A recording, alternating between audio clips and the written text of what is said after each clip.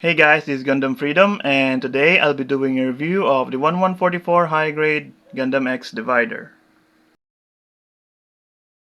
So out of the box, the Gundam X Divider here comes molded in almost the same colors as the normal Gundam X, which is white, blue, red, yellow, and gray, although the blue is a bit darker than the blue on the normal Gundam X. And then the added weapons were also molded in a different color, which is navy blue for the beam rifle, the shield, and some of the backpack. And then for stickers, the stickers are the usual, the eyes, the camera lens on the head, and then the silver underneath the sensor on the chest, and the black on the inside of the vents on the chest. As for additional colors, the triangle details on the back skirt and on the knees, as well as some red and gray details on the divider shield.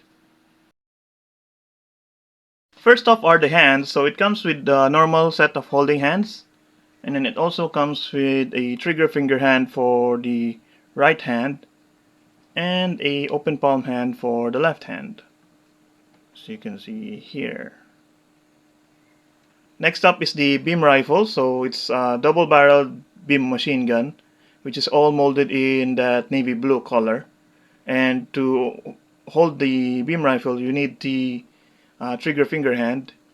So what you do is just open up the hand, just like so, and then attach the other side on the other side of the handle, and then make sure that the trigger is, or the trigger finger is inside the trigger, because if not it will not fit and it will not close up. So that's the beam rifle being held by the hand, and the attachment is all the same for all the hands, so it's a same ball joint, so it can be attached on the arm. Then next up is the bazooka, which is also the same color as the beam rifle, which is navy blue, and it also uses the same hand as the beam rifle, which is the trigger finger hand, although the handle here doesn't move, it's fixed pose. So that's the bazooka. It only used the bazooka, I think, one time only during the battle in the sea. So all the beam weapons are useless, so he decided to use the bazooka instead. The next up are the beam sabers. So it comes with two beam saber handles here instead of just one from the normal Gundam X, and they are all attached on the racks here on the backpack. And to hold the beam saber, just remove the handle on the backpack, and it comes with two beam effect parts, which are molded in that clear green, and you can just attach the beam saber onto the handle, just like so. And to attach it onto the hand, you can just remove the upper part here and just slide the handle inside the hand. So that's the beam saber. And then the last accessory is the harmonica shield, or the divider shield, which is molded in navy blue, white, and gray. And all the red parts here that you see are stickers, as well as the gray here on the thruster parts. So it has moving parts. The flaps here can move in and out, and the thrusters here on the side can move out, which acts as locks for the shield part here, which opens up via a peg here peg connection from the inside, which pegs on slots here on the inside of the shield, as well as on the sides here for when it's opened up, just like so. And then to attach it onto the backpack, you just need to open up the shield in the cannon mode, and you will see the big cannon here on the center fits perfectly on the backpack of the divider here, and just peg the backpack on the back, or the shield on the back, just like so, and then open up these flaps so that it can use it as a additional thruster, which coincides with the thrusters here on the beam saber handles. And then for cannon mode, just need to remove the shield again from the backpack, And there's a handle here inside the shield which rotates all the way around, and you can just attach the hand onto the shield. So you just need the normal holding hand for the shield here. It's like so, and have the Gundam use it as a cannon usually. But let me just remove the handle here first. So we can use the shield here as a cannon, just like so, just like when it's attached on the back, or just a normal shield, which you can just close it up, just like so. Then close this up for the lock on the front, and just attach the hand on the handle here. And then to attach it onto the hand is the same attachment as the hands, which is ball joints on sockets here.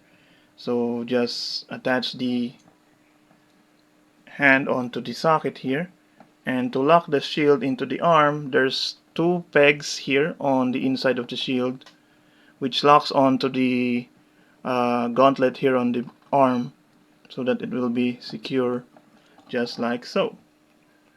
So that's the shield being held by the hand. Neck is on a double ball joint, so the head can go up about that far, then down that far, side to side that far, and rotate all the way around if you move the chin and the back piece here away from the collar pieces on the body.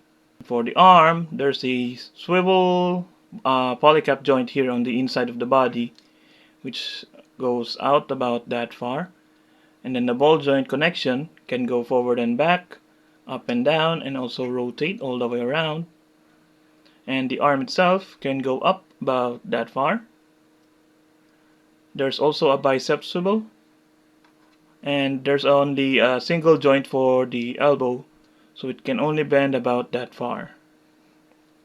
And then the hands are on typical ball joints, which rotates and wiggle around. For the body, it's on a double ball joint, so there's a ball joint inside the blue part here and another ball joint on the red part, which lets the torso move forward about that far,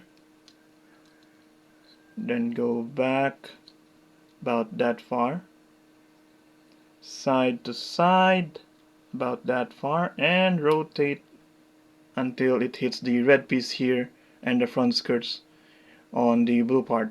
For the waist area, there's a separate hip action joint here inside the waist, which lets it rotate and also do the in and out motion when it's on the body here.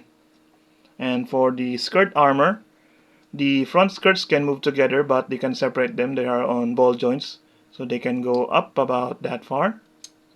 Then side skirts are on a peg, so they can move in and out, and also forward and back. The back skirts doesn't move, they're fixed pose. Then for the hips, they're on the old ball joints, so they can only go forward about that far, go back that far, and out that far until it hits the side skirt and the top piece here.